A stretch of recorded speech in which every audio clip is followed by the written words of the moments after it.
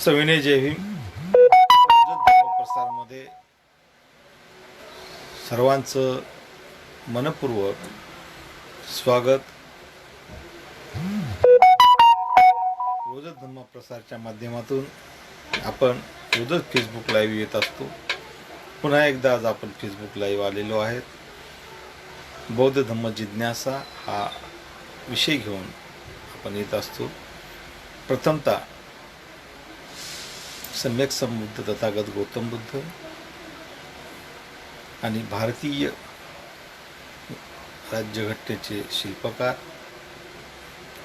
संविधान निर्माते, 2500 वर्षानंतर जसा तसा बौद्ध धम्म आपल्या ह्या जम्बोद्वीपामध्ये आणला, असे महामानव बोधिसत्व परमपूज्य डॉक्टर बाबासाहेब आंबेडकर यांना विनम्र अभिवादन.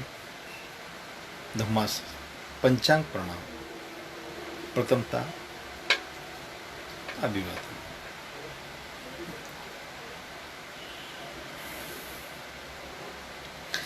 अरहं सम्मा सम्बुद्धं अरहं सम्मा सम्बुद्धा भगवन्तं बुद्धं अभिवादेमि. आपातो धम्मं नमस्सामि, धम्मं नमामि. सुपटिपन्नो भगवतो सावक संघो, संघं नमामि.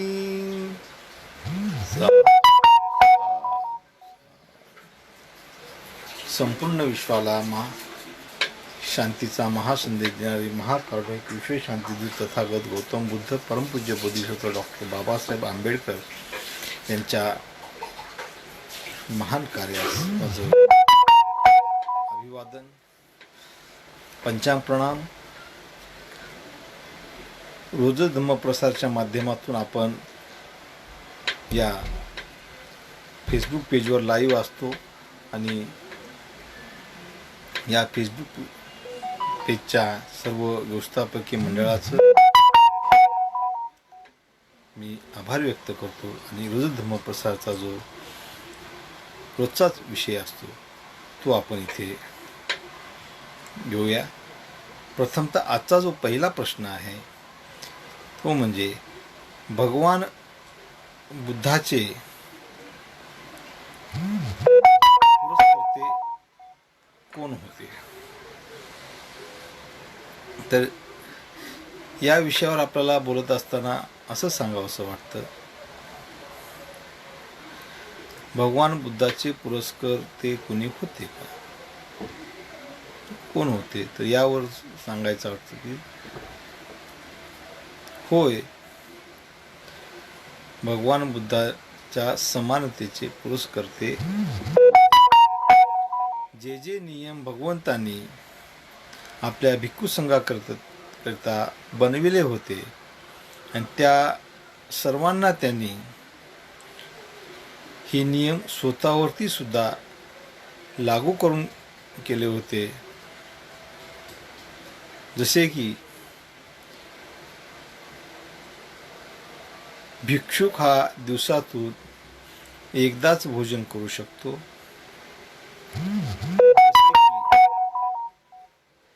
भिक्षूजवळ कोणतीही स्वतःची संपत्ती नसावी. जसे की भिक्षूजवळ फक्त 3च चिवर असावेत. आणि हे नियम भिक्खू संघाकरिता जरी बनवलेले होते, तेच नियम बुद्धासे लागू होते, स्वतः बुद्धाला लागू होते. भगवंतांनी स्वतःकरिता कोणत्याही नियमाचा भगवान बुद्धांनी स्वतः करता कोणत्याही नियमाचा ठेवलेला नाही. सर्वांना भगवान बुद्धांनी समानतेने एकदा महाप्रजापती गौतमीने स्वतःच्या हाताने सूत कातून त्यांचे पांघरवयाचे वस्त्र बनवून भगवंतास भेट करावयास आणले होते. महामाया प्रजापतीने स्वतः सूत कातून भगवान बुद्धांना पांघरण्यासाठी वस्त्र भेट देण्यास आणले होते, परंतु भगवंतांनी ते स्वतःकरिता न स्वीकारता संघात दान करावयास सांगितले. महाप्रजापती गौतमीने जे बुद्धास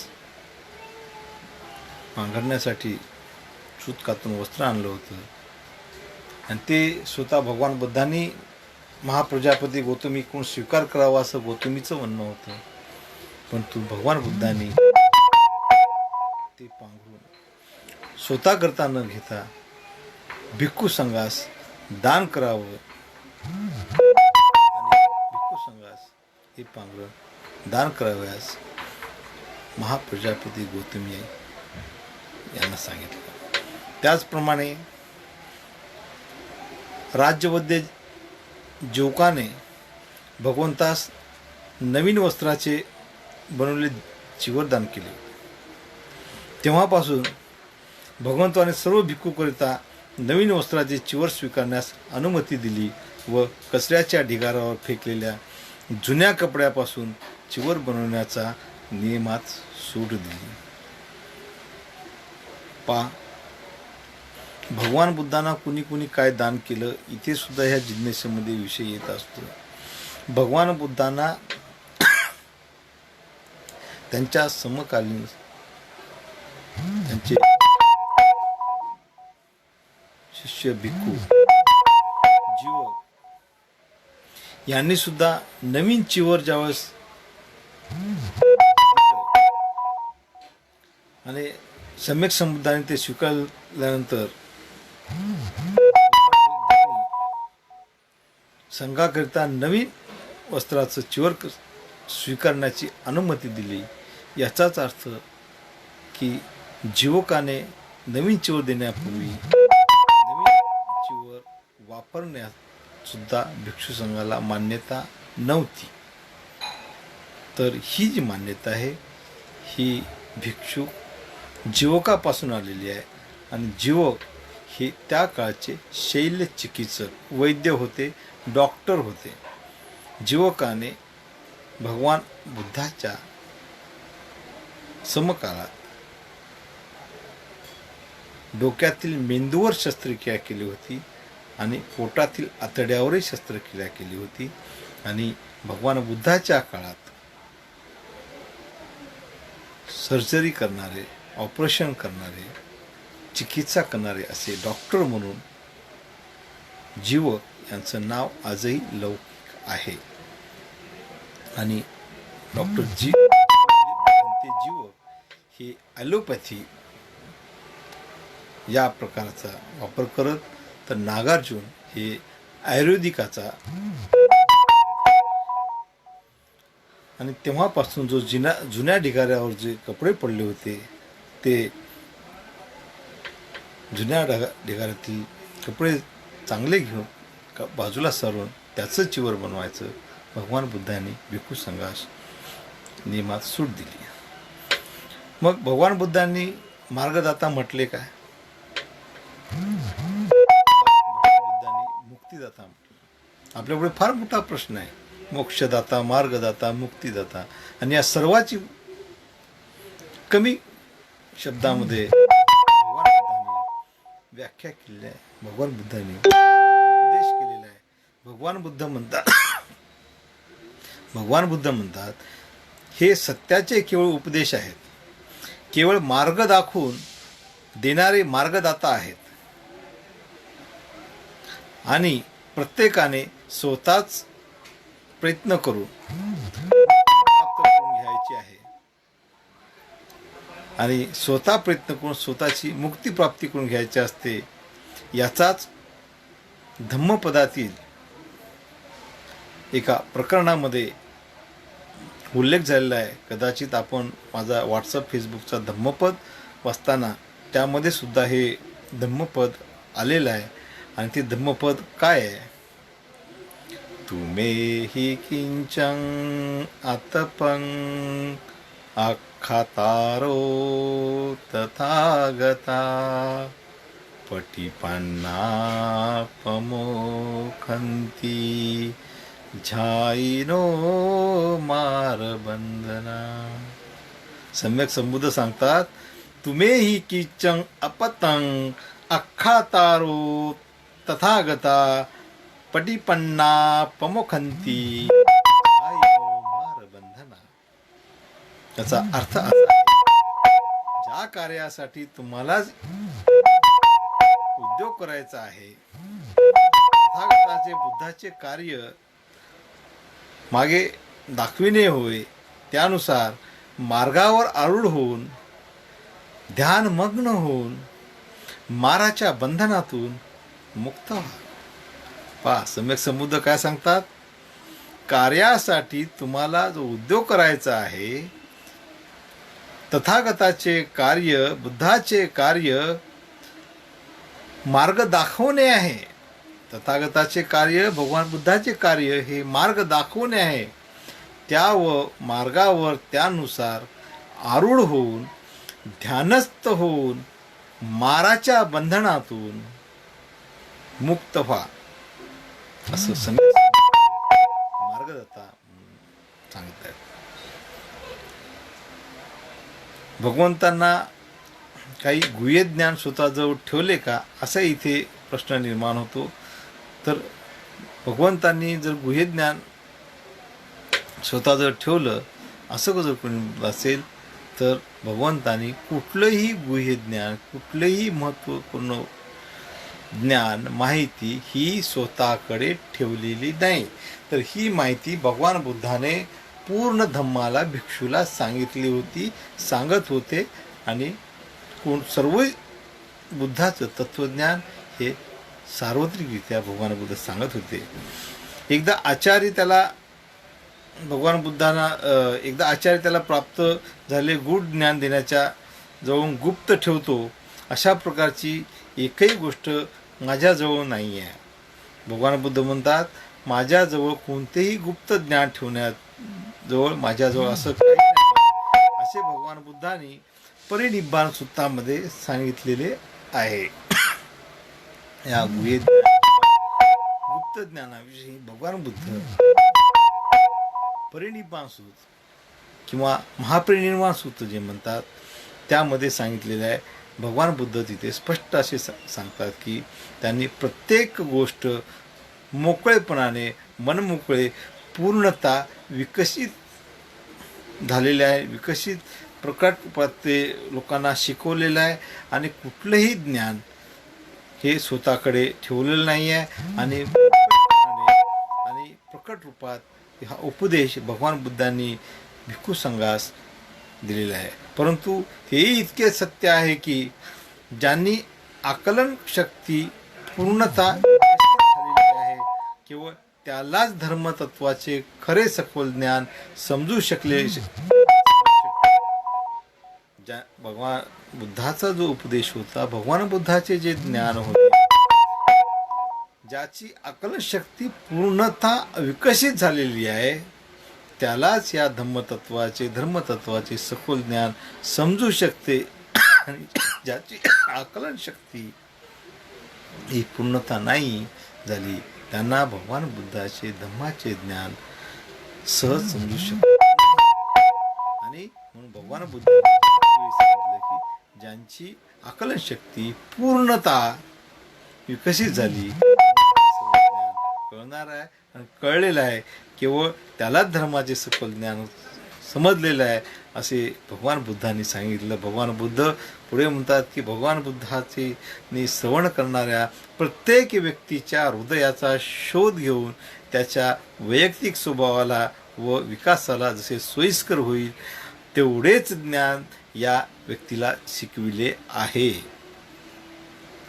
आणि याची माहिती आपल्याला प्रकृती समुपपादाचे धम्मज्ञान सर्वसाधारण अशा व्यक्तींनाच दुर्बोध आहे. परंतु भगवंताच्या बऱ्याच शिष्यांना प्रबोधीच्या दुर्बोध ज्ञानाचा पूर्णतः आकलन झालेले होते. भगवान बुद्ध धम्माचा आदेश देताना सांगतात की चरत भिकवे चारिक बहुजन हिताय बहुजन सुखाय लोकानुकंपाय अताय हिताय सुखाय. साधारण हा जो धम्म आहे बहुजनाच्या कल्याणाकरिता बहुजनांना समजेल असा, त्यांच्या मनात समजेल असा बुद्धाचा धम्म आहे, बुद्धाचं ज्ञान आहे. आणि म्हणून ज्यांना आकलन शक्ती पूर्णता आहे अशांनाच बुद्ध धम्म लवकर समजू शकतो असं भगवान बुद्ध सांगतात. भगवान बुद्धावर श्रद्धा ठेवणारे आणि अश्रद्धेमुळे निश्चितच जे धिक्कारलेले जातील असे बौद्ध धर्मात जाहीर काही आहे काय, हा प्रश्न इथे पडत असतो. तर तसं काही नाही आहे. ज्यांनी कुशल कर्म केल्यास त्याचे फळ त्यांना नक्कीच मिळेल. भगवान बुद्ध म्हणतात, ज्यांनी कुशल कर्म केलेले आहे त्यांना त्याचे फळ नक्कीच मिळेल. परंतु त्याच सत्यावर, त्याच गोष्टीवर, सत्य गोष्टीवर अश्रद्धा जर ठेवलेली असेल आणि अश्रद्धा ठेवल्यास त्याच्या तृष्णेचे निर्मूलन ते होणार नाही. आणि तृष्णेचे निर्मूलन होणार नाही.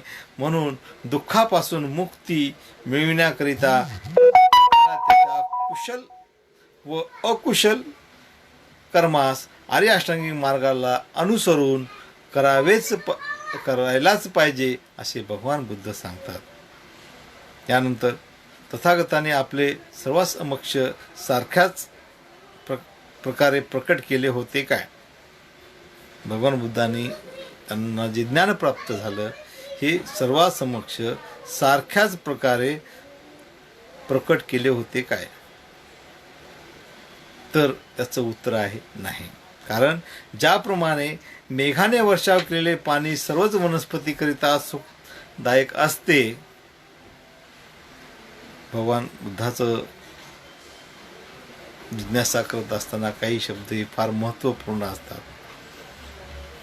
तर ज्याप्रमाणे मेघाने वर्षाव केलेले पाणी सर्वच वनस्पतीकरिता सुखदायक असते, त्याचप्रमाणे तथागताचा धम्म सर्वच प्राणी मात्रासाठी सुखकारक आहे.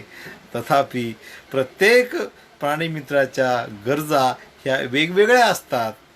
हे जाणून सम्यक संबुद्ध तथागत स्वतःला सर्वांसमक्ष एकदम प्रकट करीत नसत आणि संपूर्ण ज्ञानाची उकलही एकदम करीत नसत. निरनिराळ्या प्राण्यांच्या मनोवृत्तीनुसार तथागत त्यांना समजेल तसाच वेगवेगळ्या प्राण्याच्या मनोवृत्तीनुसार तथागत त्यांना समजेल, त्यांना झेपेल असाच उपदेश देत असत. म्हणून ते सम्यक संबुद्ध तथागत गौतम बुद्ध होते. यापुढे स्वतःच्या धम्माविषयी भगवंताचा काय दृष्टिकोन होता, स्वतःचा जो बुद्धाचा धम्म आहे त्याविषयी भगवान बुद्धाचा दृष्टिकोन काय होता असा इथे प्रश्न आलेला आहे. आणि त्याची समीक्षा करत असताना 2-3 वेळा त्यांच्या धम्माच्या अनुयायांनी आपला उत्तराधिकारी नेमण्याची जी विनंती केली होती आणि ती विनंती भगवान बुद्धांना केल्यानंतर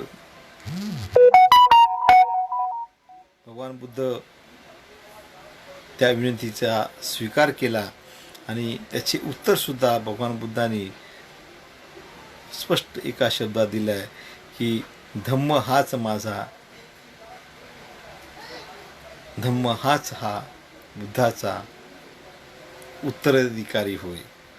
धम्माला स्वतःच्या तेजाने जीवित राहायला पाहिजे, धम्माला स्वतःच्या तेजाने जिवंत राहायला पाहिजे, जीवित राहायला पाहिजे. आणि कुण्या मानवीय अधिकारांना नव्हे तर धम्मास मानवीय अधिकारावर निर्भर राहावयाची आवश्यकता असेल तर धम्म म्हणता येणार नाही.